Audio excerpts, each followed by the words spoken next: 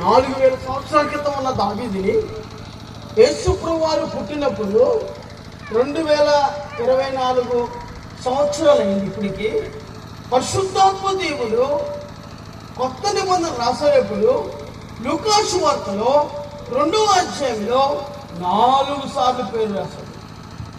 ప్రభా ఎక్కడ పుడతానంటే ఎత్తుక్కుంటూ భూలోకంలో ఎత్తుక్కుంటూ చూస్తే దావీదుని జ్ఞాపకం చేసుకున్నాడు. దావీదు వంశములో దేవుడు పుట్టడానికి ఇష్టపడ్డాడు. ఆయన గోత్రంలో ప్రభు యేసుక్రీస్తు వారు పుట్టడానికి ఇష్టపడ్డాడు. ఆయన ఊళ్ళో మళ్ళీ ఆయన ఎక్కడైతే పుట్టాడో దావీదు అక్కడ ఎగ్జాక్ట్గా పుట్టడానికి ఇష్టపడ్డాడు. పట్టణాన్ని కూడా జ్ఞాపకం చేసుకున్నాడు. నేడు దావీదు పట్టణం అందు మీ కొరకు రక్షకుడు పుట్టి ఉన్నాడు.